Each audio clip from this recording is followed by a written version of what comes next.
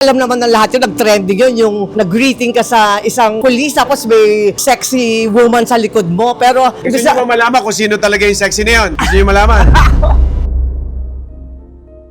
pero hindi ka ba naapektuhan nun? Tawa ka ng tawa kasi ang dami nag-spoof nun, di ba? Naapektuhan ako. Million views yun. 15 million yung nakita kong last.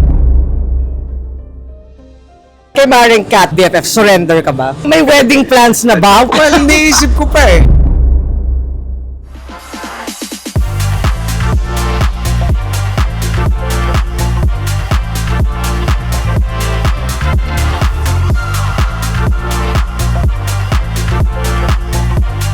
Hello mga kadaldal! Nandito tayo ngayon sa 7th birthday party na aking cute na inaanak na si Tenten, the youngest daughter of my BFF Buboy, aka Cesar Montano and Maring Kat Angeles. Halika, makiparty tayo!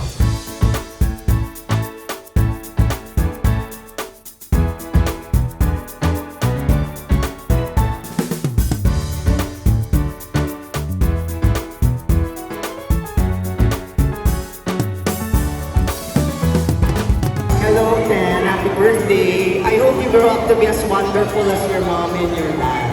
At sana lahat ng dreams mo will have their day. Love you.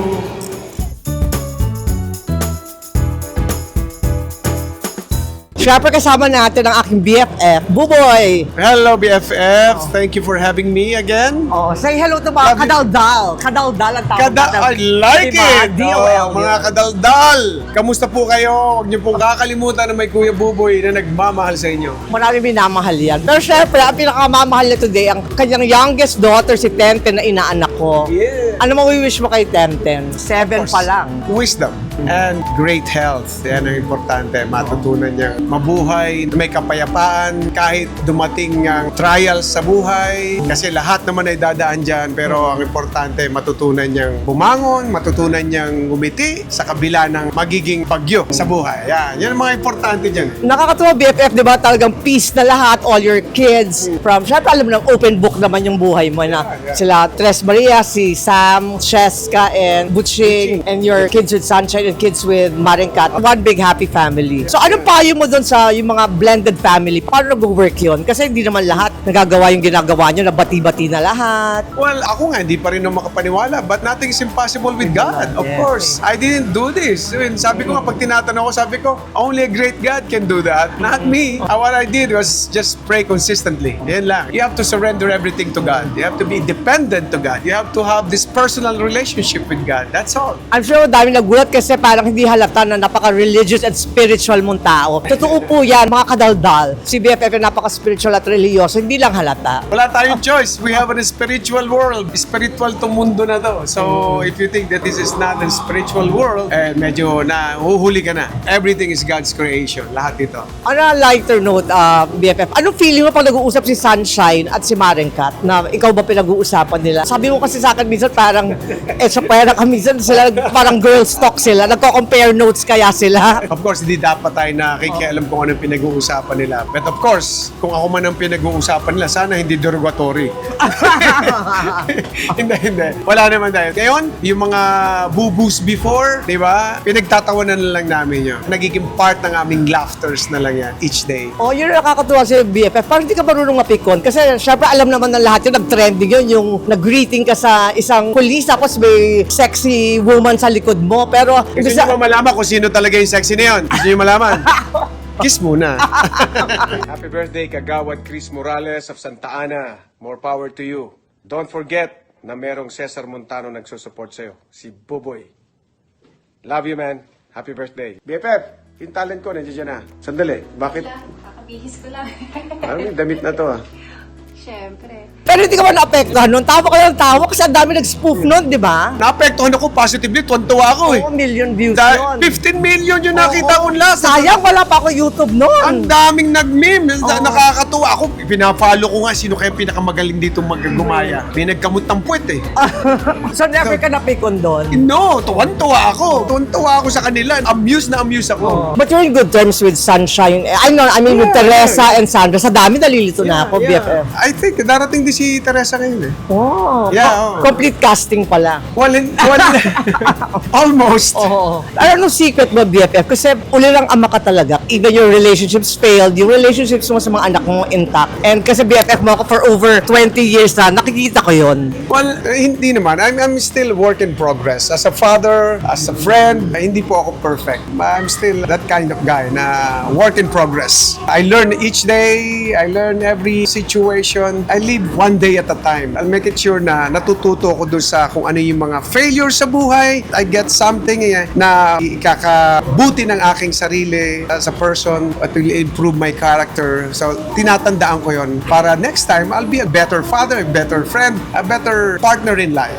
Di ba? A better BFF. Oo, you're the best, BFF. Last question na talaga, BFF. Would you say na nagmelo ka na at si Ten na talaga ang bunso mo or mag-aanak ka pa? No, I don't like to close any door. Oh. Siyempre, malay nyo, mabot po ng 100 to. Hindi pa natin malalaman. Tatalunin mo si Tito Dol. Tito Dolphy, tatalunin mo. Ay, nako. Ewan ko. Pag mabot po ako siguro 100 years old. Pag ganyan mo kagwapo, okay lang Ay, dumami hindi ang naman. lahi. Sus, Mariosep. Mahirap po. Marami pang hindi ko mag-graduate. Si Cheska, si Butching, at saka si Samantha, hindi pa gumag-graduate. Then, yung ano pa, pag-aaralin ko pa yung tatlo, nag-aaral pa rin. Kaya, Marami-rami pang mahirap pelikula. Hindi po gagayahin yun, ha? Pero okay, utos sa atin magparami.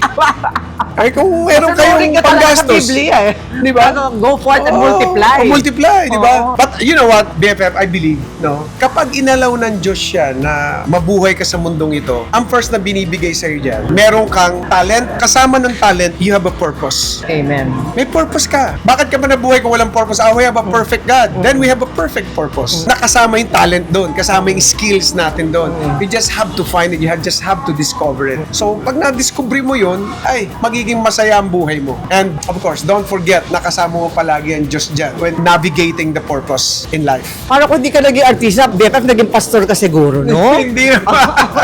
Madami ang mag-attend ng service, pag ganyan kagwapang pastor. Oo, lahat ng mga kaibigan ko, barkada.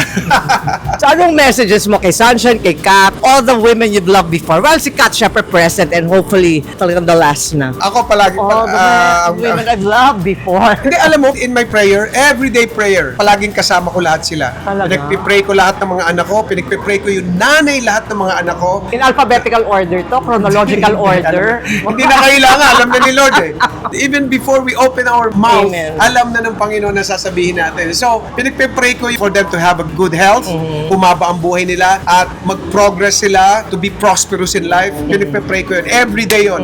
Ay, everyday po, yun po ang prayers ko sa kanila. Totoo yun. Everyday yan. And yung mga anak ko rin, yung kasama ko sa bahay, yung tatlo, ay, palagi kasama lahat, pinagpipray mga kapatid nila. I'll make it a point na nagpipray lahat. Hindi nyo po may imagine yung prayer kung ano po ang nasa-save, kung ilang tao nasa-save nyo when you pray.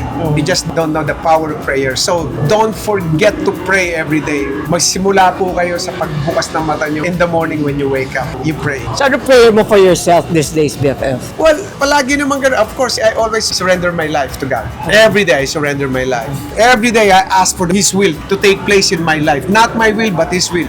Because His will is perfect. Eh, kay Maring Kat, BFF, surrender ka ba? Well, iniisip ko pa eh.